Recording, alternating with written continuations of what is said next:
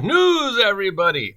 I'm occasionally right. What's up, ladies and gentlemen, boys and girls, and children of all ages? It's about 8 o'clock in the morning on the 13th day of April 2022. But don't worry, because it's only Wednesday, and I'm not sure Wednesday the 13th is bad luck. Only Friday. It's 50 degrees and sunny here at Site B, and we have a little bit of D&D Beyond news. Guess who purchased D&D Beyond? No. Go ahead, guess. All right, I can't leave you hanging.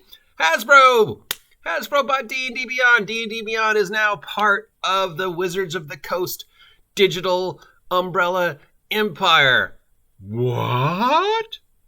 Remember a couple weeks ago when we were talking about whether Wizards of the Coast would do their own virtual tabletop or not, considering the new CEO and the new head of Wizards of the Coast are both video game people, and people were like, nah, of course they will. Why wouldn't Wizards of the Coast make their own virtual tabletop? And I was like, nah, why would they? It's more cost effective for them to just let other people do the work and they rake in the money. Well, I guess Wizards of the Coast heard me, because D&D Beyond is now working with part of Hasbro / Wizards of the Coast, which means all that stuff that they said we weren't going to put on D&D Beyond, like Mordecaians, now they can. And, of course, it also means that D&D Beyond does all the work. Hasbro rakes in all the money, and all they have to do is pay the programmers. I mean, probably would have been 99% more cost effective to... Well, like, this is 99% in Wizards of the Coast / Hasbro's favor. It probably would have been a little bit more cost effective to have D&D Beyond remain separate. But in the long run, I can see why they did this. I mean, it gives Wizards of the Coast complete control over the D&D IP on D&D Beyond.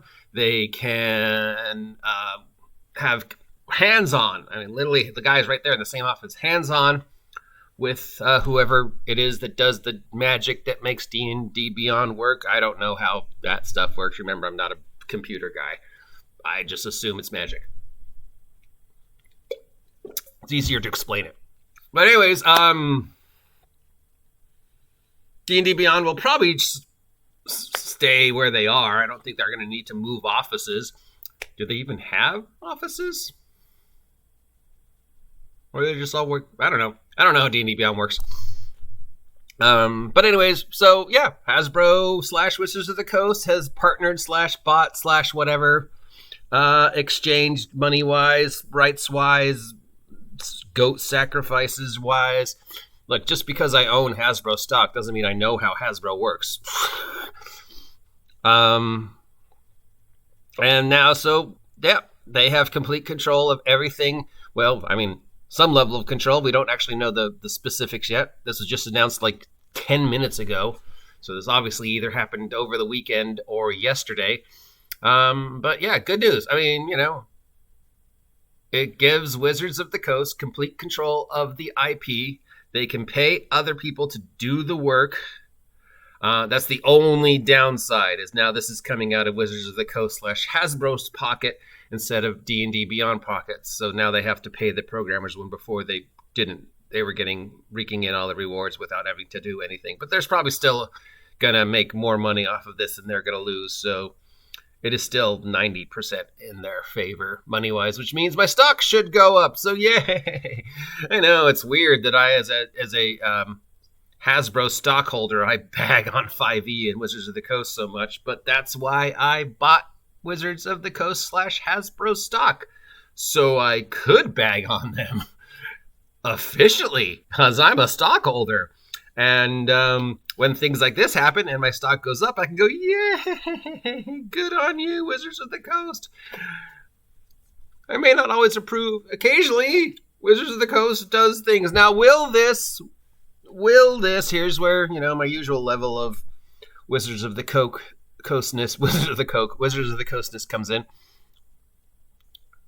This is a great idea on paper. But we're talking about Wizards of the Coast, and we know Wizards of the Coast does have a very long history of coming up with amazing ideas and then implementing them in the worst possible way, i.e. 4th edition Dungeons & Dragons, and pretty much everything they've done in the last 10 years. Great idea on paper. This seems to be pluses for everyone involved. There's no downside other than Hasbro is paying D&D Beyond directly now, maybe. Or maybe they get money on the back end. I'm sure there's money involved. So, yeah, that's the only thing is there a net sum loss? I'll have to check my stock to see. But other than that, on paper, this seems like a great idea. Wins for everybody. Wins for D&D Beyond. Wins for Hasbro. Wins for Wizards of the Coast. Wins for the people who use D&D Beyond.